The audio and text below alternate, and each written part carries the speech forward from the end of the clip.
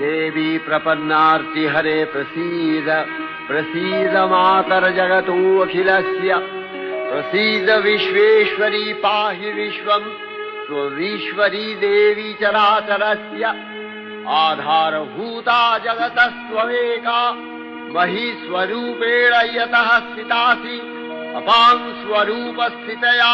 तवैतदप्यायते कृष्णम् अलङ्घ्य वीर्ये वैष्णवी शक्तिरनन्तवीर्या विश्वस्य बीजं परमासि माया सम्मोहितं देवि समस्तमेतत् त्वं वै प्रसन्ना भुवि मुक्तिहेतुः विद्या समस्तास्तव देवि भेदा स्त्रियः समस्ताः सकला जगत्सु तवैकया पूरितमम्ब यैतत् का ते स्तुतिः सद्य परापरोक्तिः सर्वभूता यदा देवी